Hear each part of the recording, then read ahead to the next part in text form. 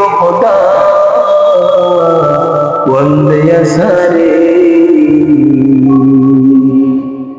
तो खुदा वंदे अरबी तो खुदा वंदे समावी तो खुदा वंदे अरबी तो खुदा वंदे समावी तो खुदा वंदे करीमी तो खुदा वंदे करीमी तो खुदा वंदे रहीमी तो खुदा वंदे करीमी तो खुदा वंदे रहीमी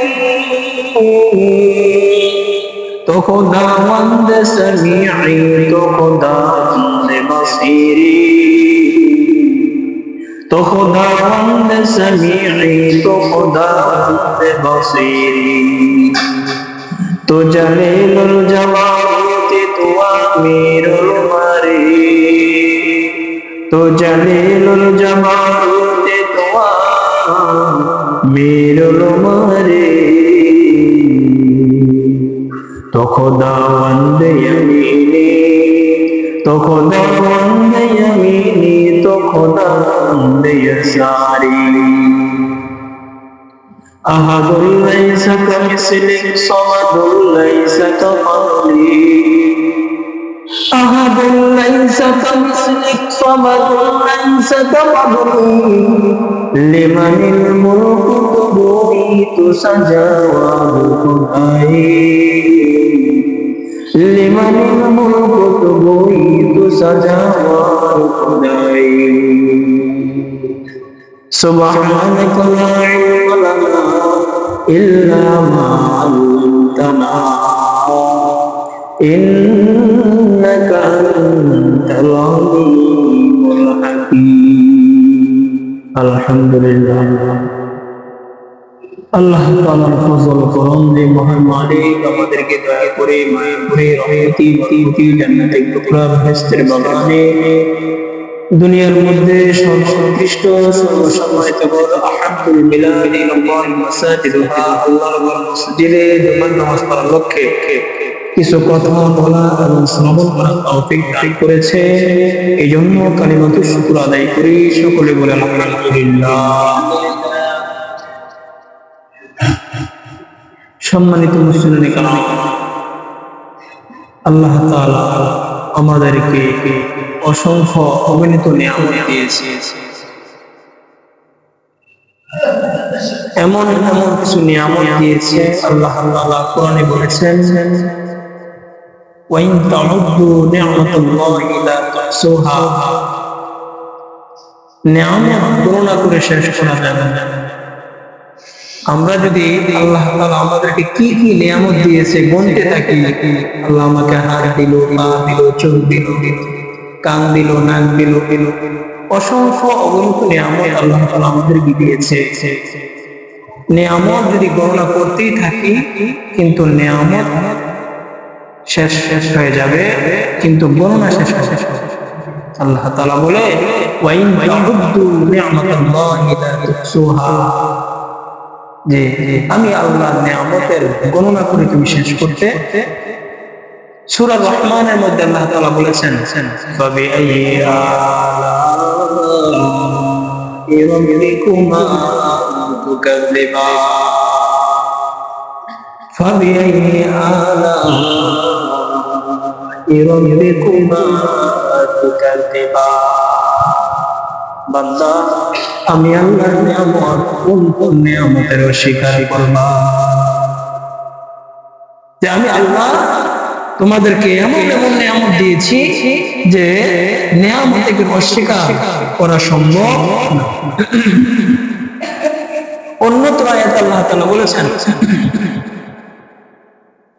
যে দুনিয়ার সমস্ত গাছপালা পূর্ণতা যদি কলম হয়ে যায় আর খাল বিল সাগর সমুদ্রের পানি যদি কালি হয়ে যায়, ওই কলম দিয়ে যদি লেখা শুরু করে আর ওই সমুদ্রের পানি যদি কালি হয়ে যদি কাজ করে, কলম শেষ হয়ে যাবে, কলমের কালি শেষ হয়ে যাবে, কিন্তু আল্লাহ তাআলার প্রশংসা করে বলে শুনে শেষ করা যাবে না।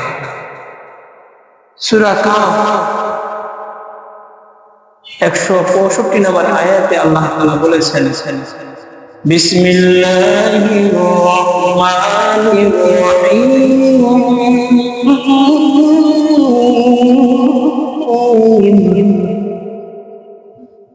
قل لو كان البحر مدادا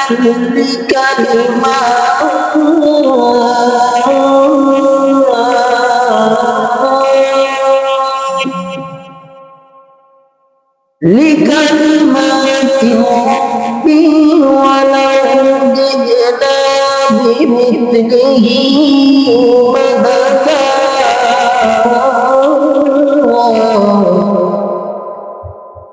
قل لو كان البحر مدادا لكلمات ربي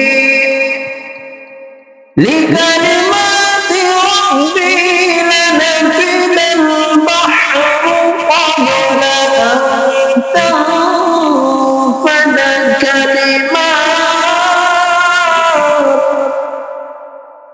أن تنفد كلمات ربي ولجئنا بمثله مددا।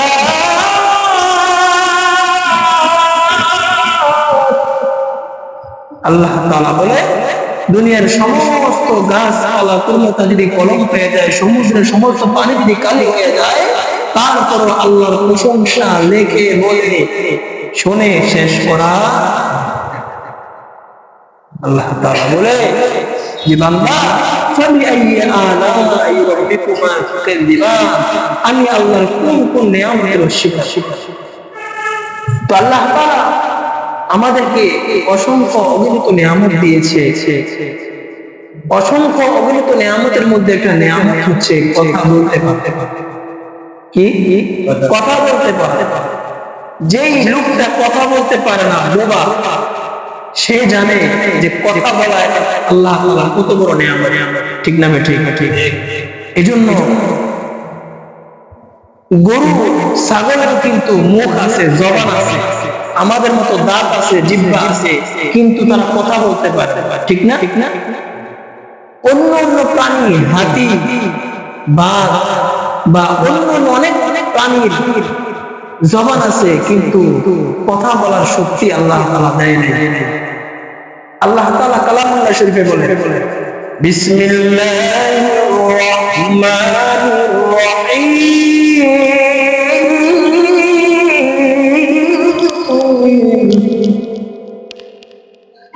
খলাকাল ইনসান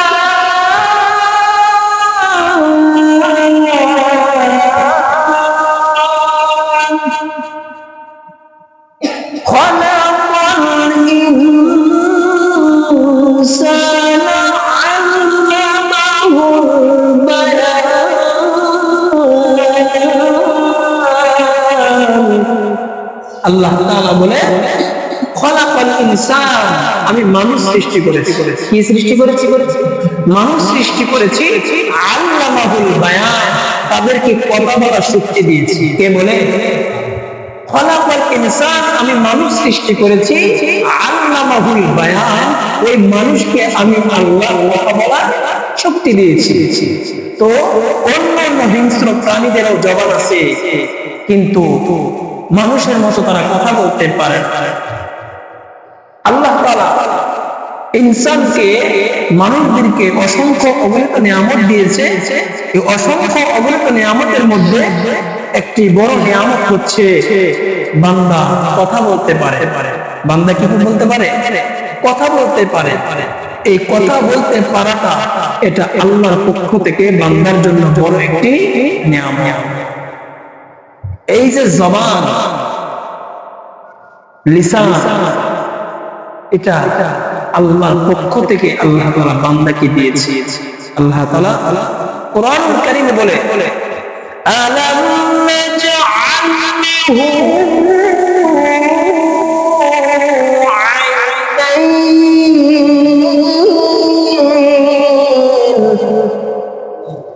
ألم نجعل له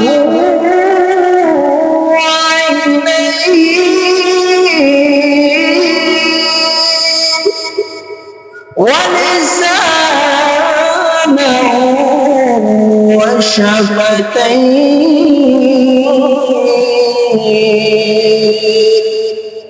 আলাম নাজআল লাহু আইনাইন আমার আল্লাহ আমাকে দেখার জন্য চক্ষু দিয়েছে কি দিয়েছে ওয়া লিসানা ওয়া শাফাতাইন কথা বলার জন্য আমাকে দুটো ঠোঁট দিয়েছে এই দুই ঠোঁটের মাঝখানে একটি জিহ্বা দান করেছে কে দিয়েছে আল্লাহ দিয়েছে তো এই আল্লাহর পক্ষ থেকে বান্দার জন্য নিয়ামত লিসান জবান দিয়ে কথা বলার শক্তি খালাকাল ইনসান আল্লামাহুল বায়ান এই যে বায়ান শিক্ষা দিয়েছেন কে এই বায়ান করার কথা বলার শক্তি কে দিয়েছে আল্লাহ দিয়েছে তো আল্লাহ নবী সরকার দু আলম নবী হাদিসের মধ্যে বলেন এই জবানটা যা ঠিক হয়ে যায় এই জবান দিয়ে কোন বান্দা জান্নাতে যাবে এই জবানের মাধ্যমে বান্দা জাহান্নামে যাবে এই জবানের ব্যবহারে কিছু বান্দা এই জবান দ্বারা জান্নাতে যাবে আবার কিছু বান্দা এই জবান দ্বারা জাহান্নামে যাবে সরকারে দু আলম নবী রাহমাতুল লিল আলামিন নবী বলেন قال سيدنا رسول الله صلى الله عليه وسلم ما بين لحييه وما بين رجليه أضمن له الجنة মদিনা ওয়ালা নবী আল্লাহর পয়গম্বর হাদিসের মধ্যে বলেন মা বাইনা লাহিয়াইহি ওয়া মা বাইনা রিজলাইহি আল্লাহুল জান্নাহ দুইটা বস্তু দুইটা জিনিসের হেফাজত যে উম্মত করবে দুইটা জিনিসের হেফাজত যে বান্দা করবে ওই বান্দাকে জান্নাত পর্যন্ত পৌঁছানো আল্লাহর পয়গম্বরের ওয়াজিব হয়ে যায় দুইটা জিনিসের হেফাজত যদি কোনো উম্মত করে তাহলে ওই উম্মতকে জান্নাত পর্যন্ত পৌঁছানো নবীর দায়িত্ব আল্লাহর পয়গম্বর বলে মা বাইনা লাহিয়াইহি ওয়া মা বাইনা রিজলাইহি যে দুই ঠোঁটের মাঝখানে যে গোশতের টুকরা আছে দুই ঠোঁটের মাঝখানে যে গোশতের টুকরাটা আছে অর্থাৎ জিহ্বাটা আছে দুই ঠোঁটের মাঝখানে যে গোশতের টুকরাটা আছে জিহ্বাকে যে হেফাজত করবে দুই নাম্বার হচ্ছে দুই দানের মাঝখানে যেটা আছে লজ্জাস্থান এই জিহ্বা এবং লজ্জাস্থান যে উম্মত যে ব্যক্তি হেফাজত করবে ওই উম্মতকে জান্নাত পর্যন্ত পৌঁছানো ওই উম্মতকে হেফাজতের সাথে জান্নাতে নেওয়া এটা হচ্ছে নবীর দায়িত্ব এই দুইটা জিনিস খুব মারাত্মক আমরা যা যা অপরাধ করি এই দুইটা জিনিস দ্বারাই অপরাধ করি আমরা যত অপরাধ করি এই দুইটা জিনিস দিয়ে অপরাধ করা ঠিক না ঠিক আর যত অপরাধ আছে এই দুইটা এই বস্তু দিয়েই এই দুইটা বস্তুর টুকরা দ্বারাই আমরা অপরাধে লিপ্ত হই তো এই জন্য আল্লাহ নবী বলেছেন মা বাইনা লাহিয়াইহি ওয়া মা বাইনা রিজলাইহি আল্লাহুল জান্নাহ যে দুই ঠোঁটের মাঝখানে জিহ্বা এবং দুই রানের মাঝখানে লজ্জাস্থান যে উম্মত হেফাজত করবে সেই উম্মতকে জান্নাত পর্যন্ত পৌঁছানো নবীর দায়িত্ব এই জবান এমন একটি জবান এই জবানের মাধ্যমে জবান ব্যবহারের মাধ্যমে কোনো বান্দা জান্নাতে যাবে এই জবান ব্যবহারের মাধ্যমে কোনো বান্দা জাহান্নামে যাবে যেমন এই জবান দিয়ে কোনো বান্দা যদি আল্লাহর জিকিরুল্লাহ করে আল্লাহর জিকির করে তাহলে ওই বান্দার জবানটা খুব দামি জবান হয়ে যায় কোন বান্দা যদি এই জবান দিয়ে কোরআন শরীফ তেলাওয়াত করে তাহলে প্রত্যেকটা আয়াতে আয়াতে প্রত্যেকটা হরফে হরফে বান্দার জন্য নেক হয়ে যায় এই জবান দিয়ে কোন বান্দা যদি মাকে মা বলে ডাক দেয় তাহলে সব হয়ে যায় এই জবান দিয়ে যদি কোন বান্দা যদি বাবাকে বাবা বলে ডাক দেয় তাহলে ওই বাবা ডাকটা বান্দার জন্য অনেক হয়ে যায় কোন বান্দা যদি এই জবান দিয়ে যদি আল্লাহকে একবার ডাক দেয় আল্লাহ ওই জবান দ্বারা নেক হয়ে যায় পক্ষান্তরে কোন বান্দা যদি এই জবান দিয়ে যদি ফাহিশার কথা বলে মিথ্যা বলে তাহলে ওই জবান দ্বারা গুনাহ হয়ে যায় এই জবান দ্বারা যদি কোনো বান্দা যদি কোনো বান্দাকে গালি দেয়, তাহলে ওই গালিটা তার জন্য গুনাহের কারণ হয়ে যায়। এই জবান দিয়ে যদি কোনো বান্দার নামে মিথ্যা সাক্ষী দেয়, ওই মিথ্যা সাক্ষী তার জন্য জাহান্নামে যাওয়ার কারণ হয়ে যায়। আমি যেটা বুঝাইতে চাচ্ছি সেটা হচ্ছে এই জবান দ্বারা কোনো বান্দা জান্নাতেও যাইতে পারে, এই জবান দ্বারা কোনো বান্দা জাহান্নামে যাইতে পারে। শুধু ব্যবহারের কারণ। আপনি আপনার জবানকে যেই কাজে ব্যবহার করবেন সেই কাজে লাগবে, ঠিক না ঠিক? এই জন্য এই জবান খুব একটা দামি জবান। কেমন দামি জবান? একটা বান্দা 30 বছর, 40 বছর, 50 বছর, 60 বছর গুনাহ করছে। কি করছে? গুনাহ করছে। ওই বান্দাটা যদি একবার এই জবান দিয়ে যদি স্বীকার করে যে লা ইলাহা ইল্লাল্লাহ মুহাম্মাদুর রাসূলুল্লাহ, আল্লাহ ছাড়া কোনো মাবুদ নাই, হযরত মুহাম্মদ মুস্তাফা সাল্লাল্লাহু আলাইহি ওয়াসাল্লাম আমার রাসূল, এই কথা যদি স্বীকার করতে দেয়, আল্লাহর পয়গম্বর হাদিসের মধ্যে বলেছেন মান ক্বালা লা ইলাহা ইল্লাল্লাহ দাখালাল জান্নাহ, যে উম্মত যে ব্যক্তি একবার কালেমা পড়লো তার পিছনের সমস্ত গুনাহ আল্লাহ তাআলা মাফ করে দেন। তাহলে দেখেন এই জবান দ্বারা আপনি 20 বছর, 40 বছর, 50 বছর গুনাহ করছেন, কিন্তু ছোট্ট একটি জিহ্বা দ্বারা আপনি শুধু একবার কালেমা পড়ছেন, কালেমা পড়ার কারণে পিছনের সমস্ত গুনাহ আল্লাহ তাআলা মাফ করে দিয়েছে। এই ছোট্ট জবানের কত দাম, এই ছোট্ট জবানের কত পাওয়ার আল্লাহর কাছে। এই জবান দ্বারা একটা মেয়ে একটা ছেলের জন্য হারাম, পর্দা করা ফরজ, ঠিক না? একটা প্রাপ্তবয়স্ক ছেলে একটা প্রাপ্তবয়স্ক মেয়ে দেখাশোনা কথা বলা কি হারাম। যখন এই জবান দ্বারা যদি একটা ছেলে মেয়েকে বলে কবুল বা ছেলে মেয়েকে বলে কবুল, তাহলে এই ছোট্ট একটা কবুলের কারণে হারাম জিনিসটা কি হয়ে যায়? হালাল হয়ে যায়। এই জবান খুব দামি জবান। ঠিক পক্ষান্তরে কোন স্বামী যদি স্ত্রীর সাথে ঝগড়া লেগে যদি বলে যে তোমাকে আমি তালাক তালাক তালাক, এই ছোট্ট একটি জবান দ্বারা যদি এরকম শব্দ প্রয়োগ করে, তাহলে ওই জবান দ্বারা উচ্চারণ করার কারণে একটা হালাল বিবি, হালাল বউ হারাম হয়ে যায়, ঠিক না? এই জবান খুব দামি জবান। যে জিনিসের দাম যত বেশি, ওই জিনিসের কদর আল্লাহর কাছে তত বেশি। এই জন্য এই জবান দ্বারা আমরা এমন এমন কিছু গুনাহ করি, এই জবান দ্বারা এমন এমন কিছু করি যে জবান দ্বারা গুনাহের করার কারণে এই জবানের গুনাহ আমাদেরকে জাহান্নাম পর্যন্ত পৌঁছে দিচ্ছে। যেমন জবানের অনেক কিছু গুনাহর মধ্যে এমন কিছু গুনাহ আছে যে, যেমন এই জবান দ্বারা শিরক করা। কি করা? জবান দ্বারা কি করা? শিরক করা। যে আল্লাহর পরে আরেকজন আছে, আল্লাহ ছাড়া আমাকে অন্য কেউ খাওয়ায়, আল্লাহ ছাড়া আমাকে ডাক্তার ভালো করছে, আল্লাহ ছাড়া আমাকে অন্যজনে ভালো রাখছে, আমার ফসল আমাকে ভালো লাগছে, আমার ব্যবসা বাণিজ্য আমাকে ভালো রাখছে, ঠিক না? এরকম এই জবান দ্বারা অনেক শিরক হয়, জবানের অনেক গুনাহ আছে। এই জবানের কিছু গুনাহের কারণে বান্দা জাহান্নামে যাবে। যার জবান পবিত্র তার আমল পবিত্র, আর যার আমল পবিত্র তার জান্নাত সুন্দর। মুহাক্কিক উলামায়ে কেরাম খুতবাতে হাকিমুল ইসলাম কিতাবের মধ্যে আছে, কারি তৈয়ব সাহেব রাহমাতুল্লাহি আলাইহি, তিনি কিতাবে লেখেন মহিলারা পাতিলায় পাক করে না বা অথবা তরকারি, এই পাতিলায় যেই খাবারটা থাকে আপনি চামচ দিয়ে যখন উঠাবেন সেই খাবারটা কি উঠবে। অর্থাৎ পাতিলায় যদি ভাত থাকে চামচ দিয়ে কি উঠবে? ভাত উঠবে। পাতিলায় যদি তরকারি থাকে চামচ দিয়ে কি উঠবে? তরকারি উঠবে। পাতিলায় ভাত আছে চামচ দিয়ে তরকারি উঠবে না, অথবা পাতিলায় তরকারি আছে চামচ দিয়ে ভাত উঠবে না। পাতিলায় যা আছে চামচ দিয়ে কি সেটাই করবে। মুহাক্কিক উলামায়ে কেরাম তিনারা বলেছেন এই এই কলবটা, এই অন্তরটা হচ্ছে একটা পাতিলা। কলবটা কি?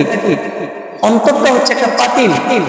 এই কলব নামক পাতিলে আপনার যা আছে, যা থাকবে, এই জবান নামক চামচ দিয়ে তাই কি বের হবে। অর্থাৎ এই কলবে যদি, কলব নামক পাত্রে যদি আল্লাহ এবং নবীর ভালোবাসা থাকে, এই জবান নামক চামচ দিয়ে আল্লাহ এবং নবীর ভালোবাসা দিব। কথা বুঝেন নাই? আর কলব নামক পাত্রে যদি আল্লাহ এবং নবীর ভালোবাসা না থাকে, তাহলে জবান নামক চামচ দিয়ে আল্লাহ এবং নবীর ভালোবাসা বের হবে না।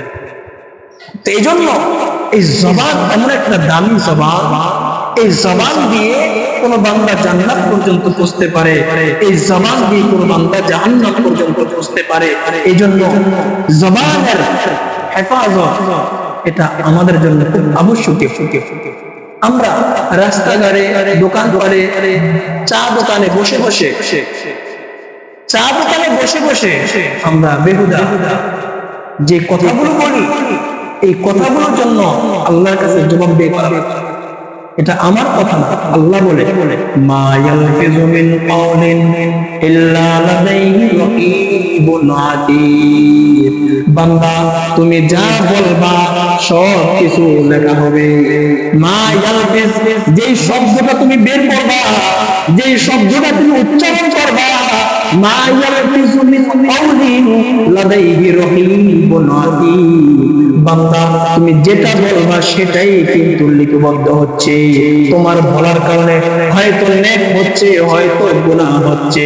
কিরামান কাতিবিনা ইয়ালামুনা মা তাফআলুন। বান্দা তুমি যা বলতেছো, যা করতেছো, তোমার দুই কাঁধে দুটা ফেরেশতা আছে, ওই ফেরেশতা তোমার ভালো মন্দ সব কিছু লিখতেছে। এইজন্য চা দোকানে, রাস্তাঘাটে আমরা যে আলাপ আলোচনা করি 100%-এর 90%ই গীবত। আমি তো দোকানপাটে বসতেই চাই না, অনেকে না বসলে রাগ হয়। এই জন্য মাঝে মধ্যে ওই মুরব্বী, বাবার বয়সী, দাদার বয়সী যদি রাগ করে, বদদুয়া যদি আসে, মনটা যদি খারাপ হয়ে যায়, এই জন্য মাঝে মধ্যে বসি। কারণ চায়ের দাম 5 টাকা। চায়ের দাম কত? চায়ের দাম 5 টাকা। আমি খাবো, কিন্তু 5 টাকার বরকতে আমার 1000 টাকার গুনাহ হয়ে যাবে, শিরক হয়ে যাবে, বেদাত হয়ে যাবে, অথবা গীবত নামক গুনাহ আমার আমলে এসে যাবে। ঠিক না? চা কিন্তু 5 টাকা। চা কয় টাকা? চা কিন্তু 5 টাকা, কিন্তু ও চা খাওয়ার ফলে যে আমার গুনাহটা হচ্ছে, ওই গুনাহের ভাগ কিন্তু আমার মুসল্লি নিবে না। ঠিক না? ঠিক। এই জন্য অনেক বাবারা মনে করে যে হুজুরের দোকানে বসে না চা খায় না, হুজুর একটু অহংকারী না। এটা যার যার আমল, যার যার তবিয়ত। কেউ আছে বস্তু তরকারি দিয়ে ভাত খেতে তার পছন্দ, আবার কেউ শুটকি খাইতে তার পছন্দ। যার মুখে যেমন মজা, তার কাজও কি তেমন। এই জন্য বলতে চাই, আমরা দোকান পারে যারা আমরা সময় নষ্ট করি, আপনি যদি ধরলাম আপনি গীবত করেন না, কিন্তু অন্যরা যখন গীবত করে তখন কিন্তু আপনি ঠিকই শোনেন। ঠিক না? ঠিক। এই জন্য অন্যের গীবত শুনেও আপনি জাহান্নামী হচ্ছেন। এই জন্য এই জবান হেফাজত। এই জবান এমন একটা দামি জবান। দেখেন, আমরা তো মুসলমান, আমরা জবানকে এমন ভাবে নষ্ট করে দিচ্ছি, এই জবানের কোনো মূল্য আমাদের মধ্যে নাই, এই জবানের কোনো সম্মান আমাদের মধ্যে নাই। অথচ এই জবান দ্বারা কোন বান্দা যদি একবার সুবহানাল্লাহ পড়ে, শুধু একবার সুবহানাল্লাহ বলছে, তো ওই বান্দার নামে জান্নাতে একটি গাছ হয়ে আসবে। সুবহানাল্লাহ বলবেন না? এই জবানের এত দাম, আপনি এই জবানটা লাগায় শুধু আল্লাহু আকবার করছেন, তো আল্লাহ তাআলা ফেরেশতাদেরকে বলে, বান্দা, হে আমার ফেরেশতারা, ওই যে দুনিয়ার মধ্যে আমার এক বান্দা আমাকে আল্লাহ বলে ডাক দিছে, তার সাক্ষী থাক, আমি আমার বান্দার গুনাহটাকে মাফ করে দিয়েছি। আপনি এই জবান দিয়ে শুধু আলহামদুলিল্লাহ পড়ছেন তো আল্লাহর প্রশংসা করছেন, আল্লাহ তাআলা ফেরেশতাদেরকে ডাইকা ফেরেশতাদের সামনে আপনার প্রশংসা করতে থাকবে। এই জবান এমন একটা দামি জবান। হযরত আবু বকর সিদ্দিক আকবর যার নাম, আবু বকর এত আমলে ছিলেন। হযরত আবু বকর জান্নাতুল বাকির সামনে আয়েশা দৈনিক জান্নাতুল বাকি যারা হাজী সাহেব আছেন ছিলেন, জান্নাতুল বাকি গুরুস্থানের সামনে আয়েশা ওই জান্নাতুল বাকির সামনে দাঁড়াইয়া কান্না করতেন আর বলতেন, আল্লাহ ওই জান্নাতুল বাকির মধ্যে কত জান্নাতি বান্দা, কত ভালো ভালো মানুষগুলো শুয়ে আছে, আল্লাহ আমি আবু বকরের কোনো আমল নাই, আবু বকর এত জান্নাতের সার্টিফিকেট পাওয়া একটা মানুষ। আবু বকর জান্নাতুল বাকির সামনে আয়েশা কান্না করতেন আর বলতেন, আল্লাহ এই জান্নাতুল বাকি গুরুস্থানের মধ্যে কত তোমার প্রিয় বান্দা মাহবুব পেয়ারা বান্দারা শুয়ে আছে, আল্লাহ জানি না আমি তাদের কাছে যেতে পারবো কিনা, জানি না আমার খবরের হালত কেমন হবে। আরে আবু বকর এমন একটি মানুষ যারা আমল নামা এত ভারী। হাদিসের মধ্যে আছে ওমর রাদিয়াল্লাহু তাআলা আনহু সারা জিন্দেগীর আমল যদি এক পাল্লায় রাখা হয়, আবু বকরের এক রাতের আমল যদি এক পাল্লায় রাখা হয়, আবু বকরের এক রাতের আমল আল্লাহর কাছে দামি হয়ে যায়। ওটা হচ্ছে হিজরতের রাতের আমল। মুহাদ্দিস উলামায়ে কেরাম যারা হিজরতের রাতের এক রাতের আমল আর ওমর রাদিয়াল্লাহু তাআলা আনহুর সারা জিন্দেগীর আমল এক পাল্লায় রাখা হলে আবু বকরের এক রাতের আমল যদি এত ওজন হয়, আবু বকরের সারা জিন্দেগীর আমল কত ওজন। ওই আবু বকর জান্নাতের সার্টিফিকেট পেয়েছে। আবু বকর জান্নাতের সার্টিফিকেট পাওয়ার পর জান্নাতুল বাকি গুরুস্থানের সামনে আয়েশা ছোট বাচ্চাদের মতো কান্না করতেন আর বলতেন, আল্লাহ আমার মতো গুনাহগার কেউ নাই, আমার মতো গুনাহগার, আমার মতো পাপী, আমার মতো জাহান্নামী দুনিয়ার আর কেউ নাই।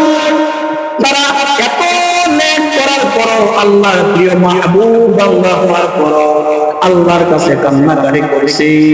আর আমরা এত গুনাহ করার পরেও আমরা নামাজ পড়ি না, আমরা গুনাহ করি, সমাজের মধ্যে বুক ফুলাইয়া চলি, আমরা গুনাহ করি, আবার আল্লাহর কাছে বলি, আল্লাহ তুমি তো আছো, তুমি তো আল্লাহ, তুমি তো মাফ করে দিবা। না না না, হযরত ওমর রাদিয়াল্লাহু তাআলা আনহু তিনি গাছের সামনে দাঁড়িয়ে বলতেন, হায় রে গাছ, আমি যদি তোমার মতো গাছ হইতাম তাহলে আল্লাহর সামনে দাঁড়ানো লাগতো না। ওমর রাদিয়াল্লাহু তাআলা আনহু গাছকে বলতেন, গাছ তোমার কোনো হিসাব নাই, তোমার কোনো নিকাশ নাই।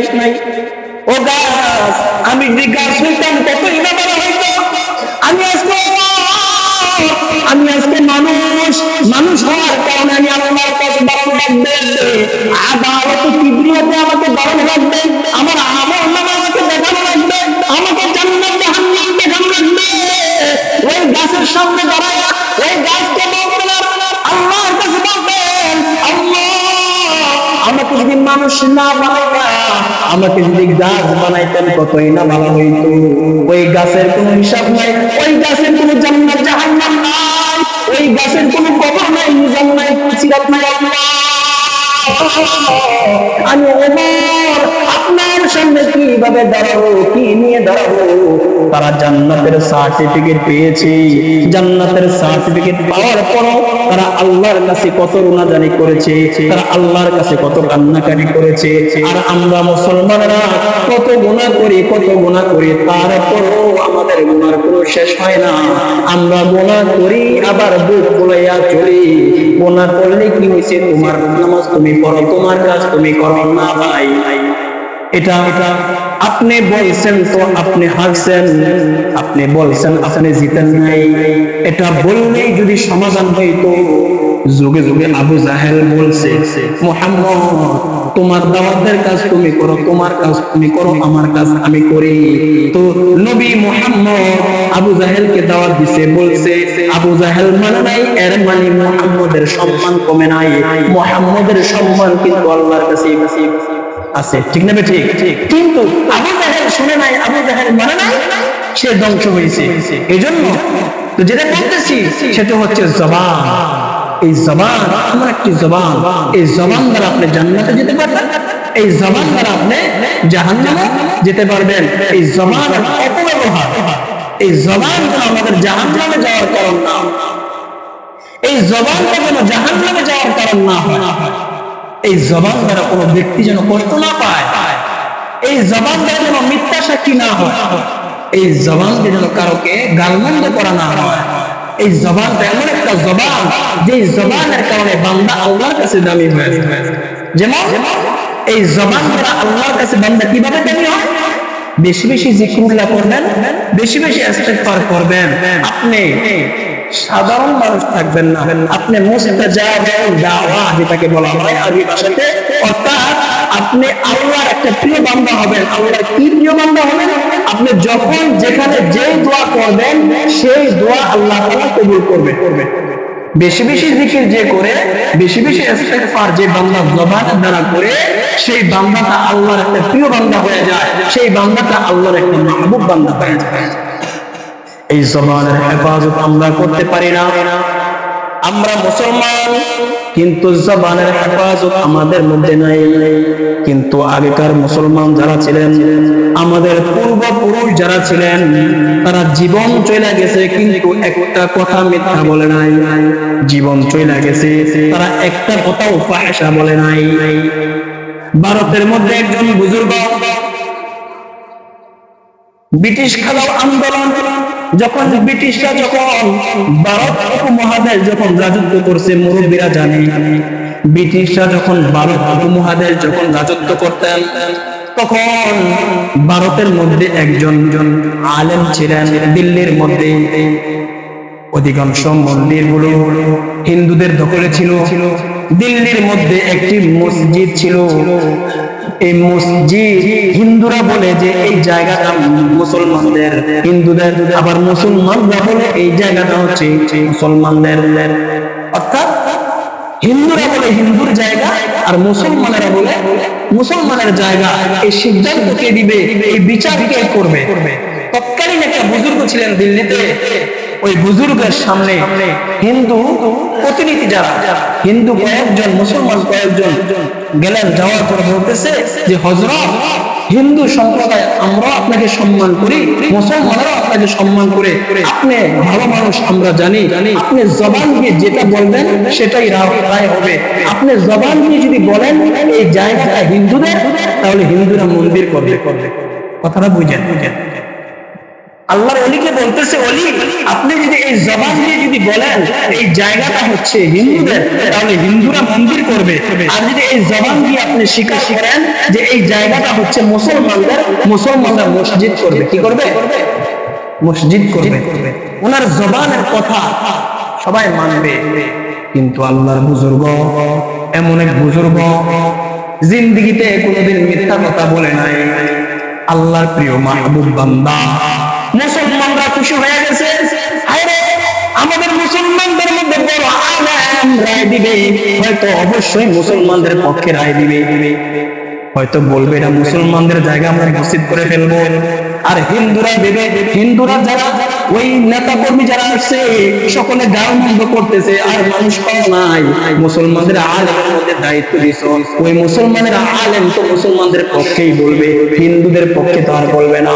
কিন্তু না না না, ওই মুসলমান আলেম ওই বুজুর্গ সবাইকে ডাক দিয়ে বললেন, হাজার হাজার মানুষ একত্রিত করলেন, হাজার হাজার মানুষ একত্রিত কইরা সকলকে একসাথে কইরা ওই জবান দ্বারা স্বীকৃতি দিলেন, জবান দ্বারা বললেন এই জায়গাটা মুসলমানদের নয়, এই জায়গাটা হচ্ছে হিন্দুদের। হায়রে হায়রে, মুসলমানরা হইচই শুরু করছে, মুসলমানরা একে একে বলা বলি শুরু করছে। মুসলমান আলেম হওয়ার পরে মসজিদের পক্ষে রায় দেয় না, মুসলমানদের পক্ষে রায় দেয় না, হিন্দুদের পক্ষে রায় দেয় না। কেমন রায়? আল্লাহর ওলি ওই বুজুর্গ ডাক দিয়া কয়, এই জায়গাটা মূলত হিন্দুদের। আমি যদি মুসলমান হওয়ার পরেও আমি যদি মিথ্যা কথা বলি, মা ইয়ালফিজু মিন কাউলিন ইল্লা লাদাইহি রাকিবুন আতীদ, আমি আল্লাহর আদালতে আমি কিভাবে দাঁড়াবো, আমি আল্লাহর সামনে আমি কি জবাব দেব? ওখান দিয়ে হিন্দু সম্প্রদায় সকলে বলাবলি করতেছে, আরে ইসলাম ধর্ম কত সুন্দর, মুসলমান ধর্ম কত সুন্দর, ইসলাম ধর্ম কত সুন্দর, ক্ষমতা থাকার পরে যে মিথ্যা কথা বলে না, ক্ষমতা প্রয়োগ করে না, মিথ্যা কথা বলে না, তাদের ধর্মটা কতদিনে সুন্দর। হাজার হাজার হিন্দু ওই দিন বুজুর্গের হাতে হাত দিয়া কালেমা কইরা মুসলমান হইয়া গেছি। এই জবানের এমন দাম, এই জবানের এমন দাম, এই জবান আপনি এমন ভাবে প্রয়োগ করবেন যেন এই জবান দ্বারা শুধু নেক হয়, গুনাহ না হয়। এই জবান দিয়ে আপনি জান্নাতে যেতে পারবেন, এই জবান ব্যবহারের মাধ্যমে আপনি জাহান্নামে যেতে পারবেন। এই জবান দিয়ে কোন বান্দাকে আপনি কষ্ট দিয়েছেন, গালমন্দ করছেন, এই জবান আপনাকে জাহান্নামে যাওয়ার জন্য কারণ করে। আবার এই জবান দিয়ে আপনি জিকির করছেন, ফাজকুরুনি আযকুরুকুম ওয়াশকুরুলি ওয়ালা তাকফুরুন, বান্দা আমি আল্লাহকে যদি এই জবান দিয়ে তুমি বান্দা স্মরণ করো, আমি আল্লাহ তুমি বান্দাকে স্মরণ করো।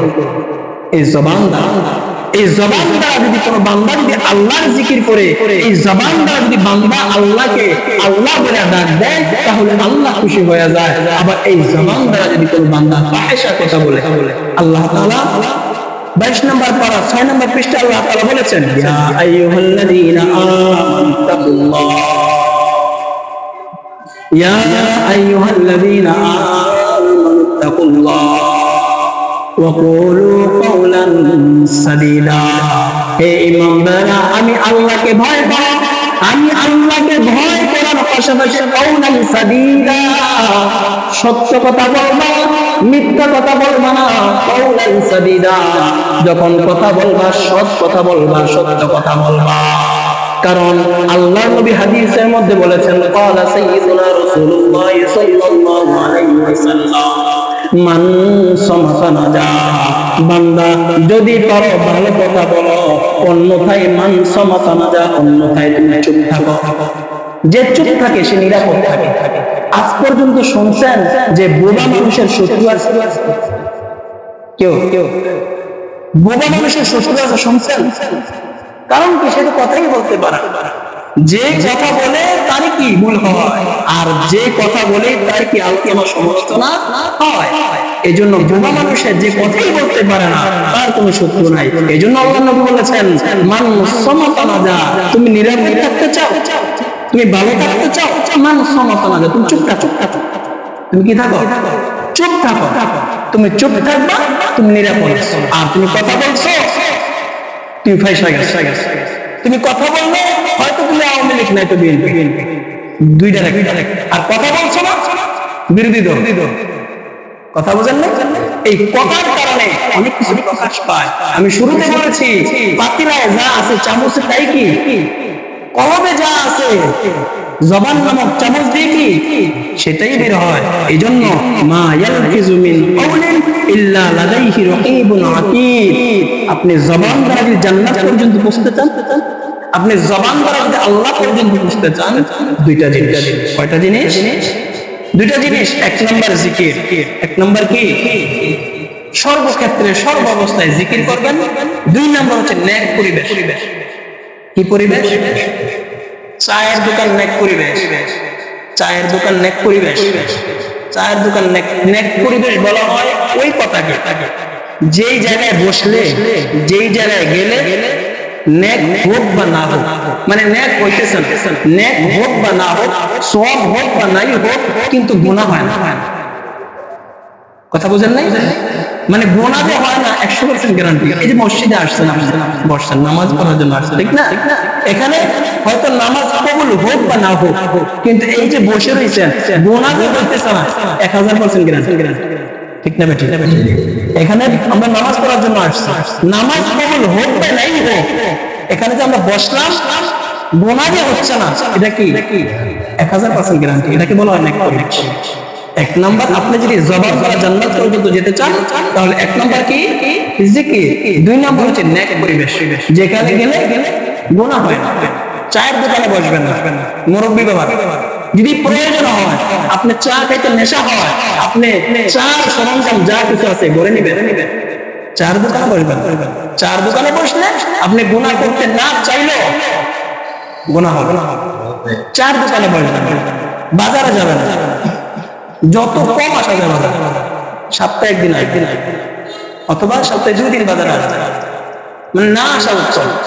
অর্থাৎ গুনাহের পরিবেশে আপনি যাবেন না, গুনাহের পরিবেশে না আসা, আপনি জিকির করবেন, ওই জিকির এই নেক পরিবেশ আপনাকে জান্নাত পর্যন্ত পৌঁছাবে।